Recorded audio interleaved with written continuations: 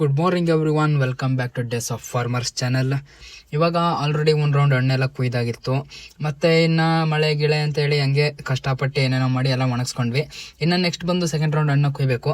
ಅಷ್ಟೊಳಗಾಗ ಒಂದು ರೌಂಡ್ ಸ್ಪ್ರೇನ ಕೂಡ ಮುಗಿಸ್ಕೊಳೋಣ ಅಂತ ಹೇಳ್ಬಿಟ್ಟು ಬಂದಿದ್ದೀವಿ ಇವತ್ತು ನಾವು ನಮ್ಮ ತೋಟಕ್ಕೆ. ಇವತ್ತು ನಾವು ಈ ಸ್ಪ್ರೇನ ಯಾಕೆ ಮಾಡ್ತಾ ಇದೀವಿ ಅಂದ್ರೆ, ನಮ್ಮ ತೋಟದಲ್ಲಿ ಯಾಕೋ ಸ್ವಲ್ಪ ಒಂದೊಂದು ಗಿಡದಲ್ಲಿ ಎಲೆ ಕೂಡ ಉದುರು ಬಿಟ್ಟಿತ್ತು. ಏನು ಪ್ರಾಬ್ಲಮ್ ಅಂತ ಗೊತ್ತಿಲ್ಲ, ಹಂಗಾಗಿ ಸ್ಪ್ರೇ ಮಾಡಿದ್ರೆ ಸರಿ ಆಗ್ಬೋದು ಅಂತ ಹೇಳಿ ಮಾಡ್ತಾ ಇದೀವಿ. ಮತ್ತು ಅದ್ರ ಜೊತೆ ಇನ್ನೊಂದು ಕಾರಣ ಏನಂದ್ರೆ, ಒಂದೊಂದು ಗಿಡದಲ್ಲಿ ಸ್ವಲ್ಪ ಹಣ್ಣು ಜೊತೆ ಇರುವೆ ಕೂಡ ಕಾಣಿಸ್ಕೊಂಡಿದೆ. ಮತ್ತೆ ಇದು ಗೊಣ್ಣೆ ಹುಳ ಕೂಡ ಇದೆ. ಹಂಗಾಗಿ ಕುಯ್ಯೋರು ಕೂಡ ಒಂದು ಸ್ವಲ್ಪ ಹಿಂಸೆ ಆಗುತ್ತೆ ಅಂತ ಇದು ಮಾಡ್ತಾ ಇದ್ರು. ಹಂಗಾಗಿ ಔಷಧಿ ಹೊಡೆದ್ರೆ ಅದು ಕೂಡ ಕ್ಲಿಯರ್ ಆಗುತ್ತೆ. ಮತ್ತೆ ಇದಕ್ಕೂ ಒಂದೊಂದು ಗಿಡಗಳು ಎಲೆ ಬಿಟ್ಟಿರುತ್ತೆ, ಅದಕ್ಕೂ ಕೂಡ ಸರಿ ಆಗುತ್ತೆ ಅನ್ನೋ ಕಾರಣಕ್ಕಾಗಿ ನಾವು ಇವತ್ತು ಈ ರೌಂಡ್ನ ಸ್ಪ್ರೇನ ಮಾಡ್ತಾ ಇದೀವಿ. ಬನ್ನಿ, ಈ ವಿಡಿಯೋದಲ್ಲಿ ನಾವು ಯಾವ ಔಷಧಿ ಬಳಸ್ತಾ ಇದೀವಿ, ಮತ್ತೆ ಸ್ಪ್ರೇಯಿಂದ ಉಪಯೋಗ ಏನು, ಮತ್ತೆ ಯಾವ ತರ ಮಾಡ್ತಾ ಇದೀವಿ ಅನ್ನೋದು ಪ್ರತಿಯೊಂದು ಕೂಡ ತೋರಿಸ್ಕೊಡ್ತೀನಿ. ಹಾಗಾಗಿ ಈ ವಿಡಿಯೋನ ಪ್ರತಿಯೊಬ್ರು ಕೂಡ ಕೊನೆ ತನಕ ಎಂಡ್ವರೆಗೂ ನೋಡಿ, ಮಧ್ಯೆ ಸ್ಕಿಪ್ ಮಾಡೋಕೆ ಹೋಗ್ಬೇಡಿ. ಅದು ಬೇಗ ಬೆಳಗ್ಗೆ ಎದ್ದು ತೋಟಕ್ಕೆ ಬಂದು ನೀರೆಲ್ಲ ತುಂಬಿಸ್ಕೊಂಡು ಔಷಧಿ ಎಲ್ಲ ಕದ್ರಕೊಂಡು ಸ್ಪ್ರೇ ಮಾಡಕ್ಕೆ ಶುರು ಮಾಡಿದ್ವಿ. ಯಾಕೆ ಬೇಗ ಬರ್ತೀವಿ ಅಂದರೆ, ಫಸ್ಟ್ನೇ ಸಹ ಯಾವತ್ತೂ ಕೂಡ ಒಂದು ಸ್ವಲ್ಪ ನಿಧಾನ ಆಗುತ್ತೆ, ಏನು ಮಾಡೋಕ್ಕಾಗೋದಿಲ್ಲ.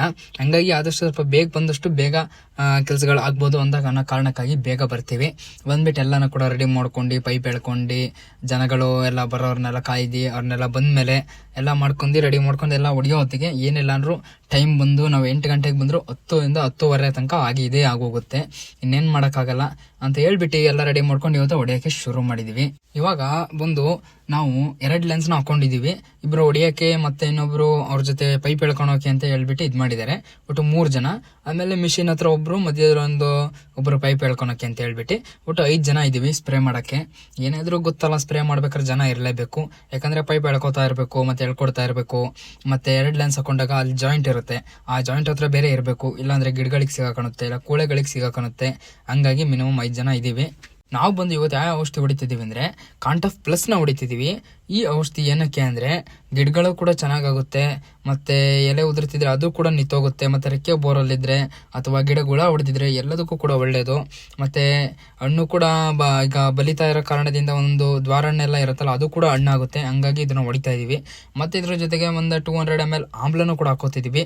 ಕಾಂಟಫ್ ಪ್ಲಸ್ ಬಂದು 500 ml. ಅದ್ರ ಜೊತೆಗೆ ನೀವು ಬೇರೆ ಯಾವ್ದಾದ್ರು ಔಷಧಿ ಕೂಡ ಹಾಕೋಬಹುದು. ನಾವು ಬಂದು ಆಮ್ಲನ ಮಿಕ್ಸ್ ಮಾಡ್ಕೋತಿದೀವಿ. ಅದು ಬಂದ್ರೆ 200 ml ನ. ಏನಕ್ಕೆ ಆಮ್ಲ 200 ml ನ ಮಿಕ್ಸ್ ಮಾಡ್ಕೋತಾ ಇದೀವಿ ಅಂದ್ರೆ, ಈಗ ಸ್ವಲ್ಪ ಇರುವೆ ಇದಕ್ಕೆ ಅಂತ ಕೂಡ ಹೇಳಿದ್ದೆ, ಮತ್ತೆ ಗೊಣ್ಣೆ ಹುಳ ಕೂಡ ಇದೆ ಅಂತ ಹೇಳ್ತಿದ್ದೆ.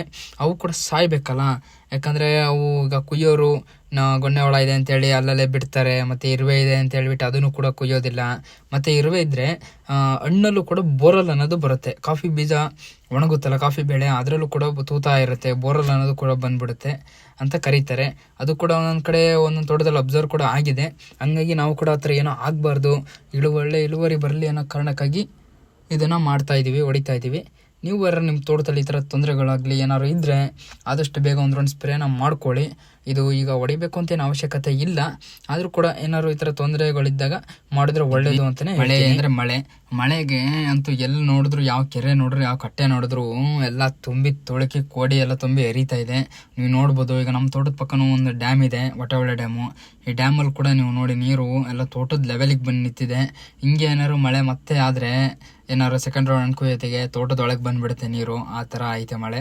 ಹೆಂಗೋ ನಿಂತೋಗಿದೆ ಒಂದು ವಾರದಿಂದ, ಪರವಾಗಿಲ್ಲ, ಒಂದು 4 ದಿವಸದಿಂದ. ಹಿಂಗೆ ಹೋದ್ರೆ ಸಾಕಾಗಿದೆ. ಪ್ರತಿಯೊಬ್ಬರಿಗೂ ಕೂಡ ಖುಷಿ ಆಗುತ್ತೆ, ಪ್ರತಿಯೊಬ್ಬರು ರೈತರಿಗೂ ಕೂಡ. ಯಾಕಂದರೆ ಕಾಫಿ ಬೆಳೆ ಕೊಯ್ಬೇಕಾದ್ರೆ ಒಣಗ್ಸೋಕ್ಕಾಗಲಿ, ಹಣ್ಣು ಕುಯ್ಯೋರ್ಗಾಗಲಿ ತೊಂದರೆ, ಜನನೂ ಕೂಡ ಕೈ ಆಡೋದಿಲ್ಲ. ಈ ಸತಿ ಲೇಬರ್ ಸಂಬಳ ಅಂತ ನಿಮಗೆ ಗೊತ್ತು, ಎಲ್ಲ ಗಗನ ಮುಟ್ಟಿದೆ. ಹಂಗಾಗಿ ಮಳೆ ಅನ್ನೋದು ಬಂದರೆ ಆದಷ್ಟು ತೊಂದರೆನೇ. ಹಾಗಾಗಿ ಪ್ರತಿಯೊಬ್ಬರು ಕೂಡ ಮಳೆ ಬರಲೇಬಾರ್ದು, ಸ್ವಲ್ಪ ಹಣ್ಣೆಲ್ಲ ಕುಯ್ದು ಮುಗಿಸೋ ತನಕ ಅಂತ ಹೇಳಿ ಬೇಡ್ಕೊಳ್ಳಿ. ಹೆಂಗೋ ಅಂತೂ ಇಂತೂ ಮಳೆ ಎಲ್ಲ ಹೋಯ್ತು ಅಂದ್ವಿ. ಮಳೆ ಎಲ್ಲ ಹೋಗಿ ಹೆಂಗೋ ಮತ್ತೆ ಸಾಧಾರಣ ಒಳ್ಳೆ ವೆದರ್ ಎಲ್ಲ ಕೂಡ ಬಂತು. ಅದಾಗ್ತಿದ್ದಂಗೆ ಈಗ ಅಕ್ಕಪಕ್ಕ ಸ್ವಲ್ಪ ಆನೆಗಳೆಲ್ಲ ಗೊತ್ತು ನಿಮಗೆ. ಈಗ ಭೀಮ ಆಗಲಿ, ವಿಕ್ರಾಂತ್ ಆನೆ ಆಗಲಿ ಎಲ್ಲ ಜಗಳ ಕೂಡ ಆಡ್ಕೊಂಡು ಕೋಡೆಲ್ಲ ಮುರ್ಕೊಂಡಿದೆ. ಮತ್ತೆ ಅಲ್ಲಿ ಇಲ್ಲಿ ಎಲ್ಲ ಓಡಾಡ್ತಾ ಇದೆ. ಅವಾಗ ಯಾವಾಗ ಹೆಂಗೆ ಏನು ತೊಡ್ದೊಳಗೆ ಬರುತ್ತೆ ಅನ್ನೋದು ಕೂಡ ಗೊತ್ತಿಲ್ಲ. ಆದಷ್ಟು ಯಾರೋ ಒಬ್ಬರು ಪ್ರತಿಯೊಬ್ಬರು ಕೂಡ ಅನ್ಕೊಯ್ತಾ ಇದ್ದಾರೆ, ಏನಾದ್ರು ಕೆಲಸ ಮಾಡ್ತಾ ಇದ್ದಾರೆ ಆದಷ್ಟು ನೋಡ್ಕೊಂಡು, ಮತ್ತು ಗ್ರೂಪ್ಸಲ್ಲೆಲ್ಲ ಮೆಸೇಜಸ್ ಎಲ್ಲ ಬರುತ್ತೆ, ಆನೆ ಎಲ್ಲಿದೆ ಏನು ಅನ್ನೋದು ಕೂಡ ಇಲ್ಲಿ ತಿಳ್ಕೊಂಡು ನೋಡ್ಕೊಂಡು ಹಣ್ಣಾಗಲಿ ಏನಾಗಲಿ ಕೆಲಸ ಮಾಡ್ತಿದ್ರೆ ಆದಷ್ಟು ಎಚ್ಚರಿಕೆಯಿಂದ ಇರಿ. ಇನ್ನೇನು ಮಾಡೋಕ್ಕಾಗಲ್ಲ ಪಾಪ, ಅವು ಒಂದು ಹೊಟ್ಟೆ ಮೇವಿಗಾಗಿ ಬಂದಿರ್ತವೆ. ನಾವೇ ಸಣ್ಣ ಹೊಟ್ಟೆ ಹಿಡ್ಕೊಂಡು ಸಾಲಲ್ಲ ಅಂತ ಓಡಾಡ್ತೀವಿ. ಇಷ್ಟು ಆದಾಯ ಬಂದರೂ ಏನೇ ಆದರೂ ಅವು ಪಾಪ ಅಷ್ಟು ದೊಡ್ಡ ಹೊಟ್ಟೆ ಏನು ಮಾಡ್ತವೆ, ಏನೂ ಮಾಡೋಕ್ಕಾಗಲ್ಲ. ಅವು ಪಡೆಗೆ ಅವು ಬಿಟ್ಬಿಡಿ. ಈಗ ಬನ್ನಿ ನಾವು ಮತ್ತೆ ಇನ್ನೊಂದು ನೆಕ್ಸ್ಟ್ ಪಟ್ಟೆಗೆ ಹೋಗ್ತಾ ಇದ್ದೀವಿ. ಇಲ್ಲೂ ಕೂಡ ಸ್ವಲ್ಪ ಗಿಡಗಳು ಒಂದೊಂದು ಬೇಲಿ ಸೈಡು ಎಲೆ ಬಿಟ್ಟಿದೆ. ಯಾಕಂದರೆ ಅಕ್ಕಪಕ್ಕ ತೋಟದವರು ಒಬ್ಬರು ಕರೆಕ್ಟಾಗಿ ಬಿಟ್ಟು ಅವ್ರು ಮೇಂಟೈನ್ ಮಾಡಿರಲ್ವಲ್ಲ, ಅದರಿಂದನೂ ಕೂಡ ಈಗ ರೆಕ್ಕೆ ಬೋರಲ್ಲಾಗಲಿ ಏನಾದ್ರು ಬಂದಿರುತ್ತೆ, ಏನು ಮಾಡೋಕ್ಕಾಗಲ್ಲ. ಮತ್ತು ಏನಾದರೂ ಮಿಸ್ಟೇಕ್ ಇದ್ದರೆ ಇಲ್ಲ ಏನಾದ್ರು ಗೊಬ್ಬರ ಏನಾದ್ರು ಸರಿ ಆಗಿಲ್ಲ ಅಂದರೆ ಏನಾದ್ರು ಈ ಥರ ತೊಂದರೆಗಳಿಂದ ಸ್ವಲ್ಪ ಎಲೆ ಕೂಡ ಉದ್ರಿರುತ್ತೆ. ಹಂಗಾಗಿ ಎಲ್ಲ ಕಡೆನೂ ಒಂದು ಕಡೆ ಮಾಡಿ ಒಂದು ಕಡೆ ಬಿಡೋಂಗಿಲ್ಲ. ಹಾಗಾಗಿ ನಾವೆಲ್ಲ ತೋಟಕ್ಕೂ ಕೂಡ ಮಾಡ್ಕೊಬರ್ತಾ ಇದ್ದೀವಿ. ಯಾಕಂದರೆ ಒಂದು ಮಾಡೋದು ಮಾಡ್ತೀವಿ, ಇನ್ನೇನು ಸ್ವಲ್ಪ 5-6 ಬ್ಯಾರ್ಲು ಜಾಸ್ತಿ ಆಗ್ಬೋದು. ಹಾಗಾಗಿ ಕಂಪ್ಲೀಟಾಗಿ ಎಲ್ಲ ಕಡೆಗೂ ಕೂಡ ಹೊಡೆದು ಮುಗಿಸ್ತೀವಿ.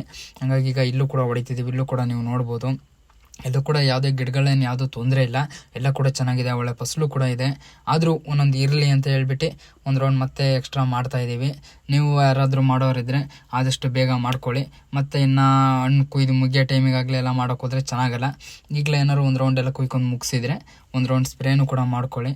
ಆಮೇಲೆ ಒಂದು ಸ್ವಲ್ಪ ದಿವಸ ಬಿಟ್ಟು ಹಣ್ಣು ಕೂಡ ಕುಯ್ಯೋಕ್ಕೆ ಶುರು ಮಾಡಿ ಆದಷ್ಟು ಕೂಡ. ಮತ್ತು ಹಣ್ಣು ಕೂಡ ಚೆನ್ನಾಗಿ ಬಂದಿದೆ.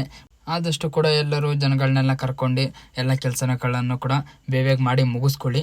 ಏನೋ ಅಂಥದ್ದೇನು ಕೆಲಸ ಏನೋ ಅಂದರೆ ಹಣ್ಣು ಕುಯ್ಸೋದು ಒಂದೇ. ಹಣ್ಣು ಕುಯ್ಸ್ಬೇಕಾದ್ರೆ ಒಂದು ಮಳೆಗೆ ಬಂದು ಸಿಗಾಕೊಬಿಟ್ರೆ ಭಾರಿ ಕಷ್ಟ ಅಂತ ಅಷ್ಟೇ, ಇನ್ನೇನು ತೊಂದರೆ ಏನಿಲ್ಲ. ಇನ್ನು ಮೆಣಸನ್ನು ನಿಧಾನ ಕುಯ್ತೀವಿ. ಇನ್ನು ರೋಬಸ್ಟ ನೆಕ್ಸ್ಟು ಇನ್ನು ಡಿಸೆಂಬರ್ ಲಾಸ್ಟಿಗೆ ಅಥವಾ ಜನವರಿಯಿಂದ ಕೂಡ ಶುರು ಆಗುತ್ತೆ. ಯಾರು ನೀರು ಹೊಡೆದಿದ್ರೆ ಇನ್ನು ಡಿಸೆಂಬರಿಂದನೇ ಬಂದಿರುತ್ತೆ, ಹೇಳೋಕ್ಕಾಗಲ್ಲ. ಹಂಗಾಗಿ ಇವಾಗ ನಾವು ಕೂಡ ಎಲ್ಲ ಕಡೆ ಔಷಧಿ ಕೂಡ ಹೊಡ್ಕೊಂಡು ಮುಗಿಸ್ಕೊಂಡು ಹೋಗ್ತೀವಿ. ಇದೇ ಥರ ಮತ್ತೆ ಹೆಚ್ಚಿನ ಇನ್ಫಾರ್ಮೇಷನ್ ಇದೆ. ಮತ್ತೆ ನೆಕ್ಸ್ಟ್ ವಿಡಿಯೋದಲ್ಲಿ ಸಿಗ್ತೀನಿ. ಈ ವಿಡಿಯೋನ ಕೊನೆ ತನಕ ನೋಡಿದವ್ರಿಗೆ ಪ್ರತಿಯೊಬ್ಬರು ಕೂಡ